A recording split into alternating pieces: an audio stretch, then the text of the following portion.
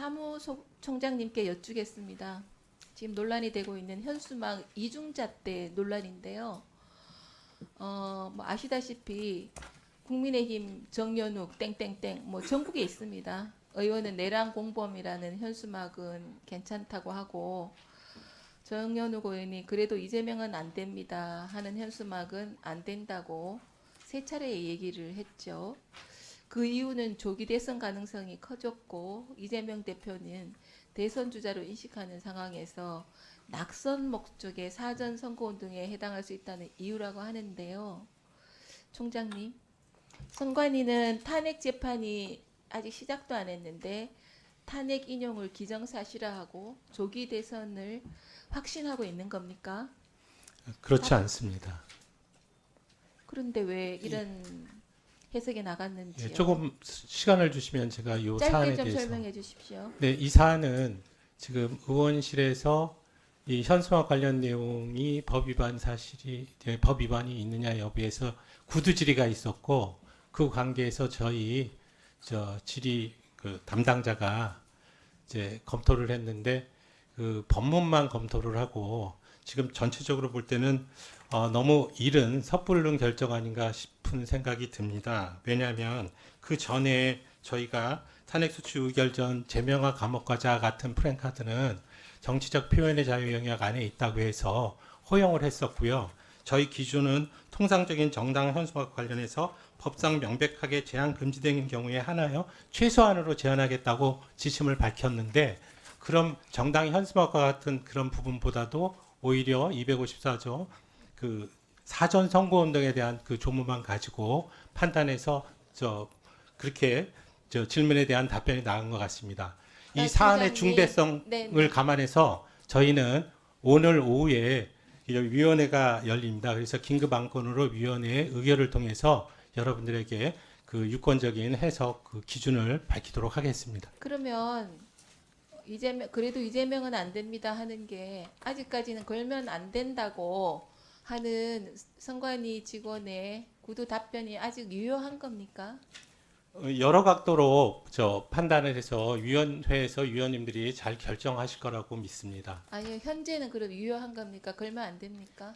아닙니다. 지금 이거는 구두 그 질의에 대한 답변일 뿐 그에 따른 어떠한 조치도 이루어지지 않았고 이 부분은 지금 그 잠정적인 조치는 그냥 지금 보류되어 있는 상태라고 보시면 되겠습니다. 그러면 그 조치를 중단했다는 말씀이네요. 네네네. 네. 또 감사합니다. 또 다음 질문을 하겠습니다. 지금 선관위에서 공직선거법 237조 선거의 자유방해죄, 네. 선거관리위원회의 정상적인 업무 수행에 지장을 초래하거나 정보통신망 집회 및 시위를 이용하여 공연히 사전투표나 투표에 관한 허위 사실을 유포한 자에 대해서는 최대 징역 10년, 최대 3천만 원 벌금형으로 강력 처벌하겠다는 조항을 추가하겠다는 것이 지금 선관위 입장으로 알려져 있는데요. 이는 사실상 선관위 불신죄를 묻겠다. 선관위 투표 관리에 일단 의심도 품지 말라는 선관위 셀프 성역화법으로 오해받기 좋습니다. 그러면 여쭙겠습니다. 앞으로 속구리 투표 사태가 재발하면은 비판할 수 없는 겁니까? 아닙니다.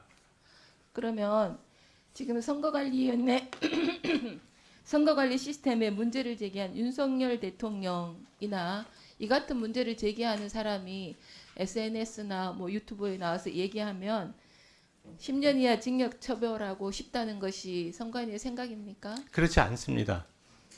또 나경원 의원이 이러니까 부정선거 의심 지적을 받지 한 이 말을 SNS나 유튜브에 나가서 하면 10년 이하 징역 받습니까?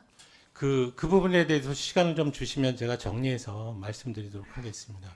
지금 언론 말씀해 보십시오. 네. 총장님, 이 법 개정 검토는 도대체 누구 생각입니까? 지금 진행된 내용은 제가 진행하라고 얘기한 건 맞습니다. 다만 이 사건은 과거에 지금 부정선거론자들이 2022 그 전서부터도 계속 제기를 해왔고 거기에 대해서 저희들이 법적 조치를 취했습니다. 그런데 법적 조치를 취하는 부분이 선거자유 방해죄라든지 위기에 의한 공무집행방해죄, 정보통신망법 이런 부분들로 전부 고소고발을 이루어졌는데 전체적으로 전부 법원이나 수사기관에서 전부 무혐의 결정이 나거나 네. 총장님, 선관위를 의심한다고 이 일부 국민들이 선관위가 제대로 관리를 하고 있는지에 대해서 이게 지적한다고 해서 선관위 내부의 자정작용부터 그런 법 추진부터 먼저 해야지 이런 미묘한 시점에 선관위가 지금 탄핵 정국에 헌법재판소 판결에 영향을 주기 위해서 이런 것을 그런 건 아닙니다. 제기했다고 의심받지 않겠습니까? 예, 지금 의원님 말씀에는 동의를 해서 저희가 저희 내부 위원회에 그 여러 가지 불미스러운 점에 대해서는 수차례에 걸쳐서 사과를 했고 개선 재료를 마련한 상태입니다. 다만 지금 현재 시국 자체가 부정선거에 기반해서 이루어진 면이 있으니까 저희 선관위 위원회니까 선관위 자체에 대해서는 뭔가 이 부분에 또한 책임이 있어서 제도 개선을 해야 되지 않겠냐는 생각을 하고 있었고 종전에도 부정선거론자들에 대응하기 위한 제도 개선이 종전에 개선을 하셔야죠. 지금 네네. 이 시점에 한 것은 시점상 그렇- 오해의 소지가 있다 예, 생각하지 않으십니까? 저희들이 지금 하는 부분은 저희들이 독자적으로 추진할 수 있는 내용이 아니기 때문에 위원님들께 공감대를 형성이 됐으면 위원님들께서 좀 해주시고 이 사안은 기본적으로 처벌법규로서 국민들의 언론의 자유나 표현의 자유를 제약하는 근데 면이 큽니다. 잠깐만요. 그래서 총장님, 네, 지금 여당 간사, 야당 간사, 위원장하고도 아무 논의 네, 네. 없이 그 방송에 말씀을 먼저 드리려고 나가서 합니다. 하신 게 예, 그 맞습니까? 말씀을 드리면 이번 최근에 그 현안 질의 시간에 그 야당 의원님들로부터 질의가 있었습니다. 왜 부정선거론자들에 대해서 선관위가 조치가 미흡하느냐는 그런 질의가 있으셔서 지금 사안대로 저희는 최선을 다해서 그 부정선거론자들을 대응하고 있지만 현행 법규 미비상 한계가 있다는 말씀을 드리고 차라리 차제에 이런 식으로 허위 사실을 유포해서 이 국가적인 혼란을 초래하는 이 범죄행위 이런 부분들을 범죄행위로 봐서 규율했으면 좋겠다는 의견을 드렸고 거기에 관심을 표명하는 위원님들께서 그럼 같이 논의를 해보자는 말씀이 있으신 상황에서 저희가 내부적으로 과거에 연구했었던 그 결과를 그 원하시는 의원님들한테 배부를 해드린 겁니다. 그래서 제가 정상적으로 만약 행안위 입장에서 저희들이 의견을 추진한다면 당연히 위원장님과 양당 간사님한테 먼저 설명을 하는 그런 절차를 거쳤겠죠.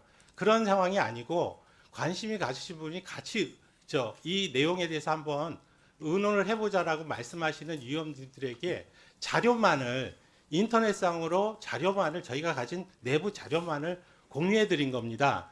그런데 네네. 그래서 지금 말씀드린 대로 그 야당 의원 중에 한 2분 정도에 대해서 자료만 그 인터넷으로 보내드렸고 저희들 입장에서는 정치적 중립성이 민감한 기단이다 보니까 그 국민의힘 쪽에서는 원하시지는 않았지만 그 간사님께는 이런 부분의 자료가 이 의원님들한테 공유가 된다는 내용을 알려드려야 되겠다는 차원에서 이제 보내드려라라고 지금 돼 있는 겁니다. 그리고 이게 바로 지금 돼 있다고 해서 네? 그러니까 대변인이 어떤 생각 때문에 그런 말씀을 하셨는지는 이제 모르겠는데 이 취지는 우리가 뭐 적극적으로 지금 하겠다는 취지가 아니라 그리고 위원님들한테도 제가 이제 한 부분은 우리 생각으로는 이런 정도가 좋은데 위원님들은 어떻게 생각하시냐를 묻고 아까도 말씀드렸다시피 이 부분은 국민의 그 언론의 자유나 표현의 자유 영역을 제한하는 부분이기 때문에 좀 심도 있는 그 연구가 좀 필요합니다. 그래서 경우에 따라서는 전문가의 의견도 들으셔야 되고 그다음에 국민 공청회도 열어서 전체적으로 의견이 수렴되어야만 이와 같이 형사적 법규가 만들어지는 것이지 지금 그 단시일 내에 이런 법률적인 조항을 만드는 것은 어렵다고 봅니다. 다만 지금 네, 네. 정리해 주시죠. 예. 네, 시각의 그 부분이 중대한 국면인 만큼 빠른 시간 내에 이와 같은 논의가 활성화돼서 하기를 바라는 의미였을 뿐입니다. 네,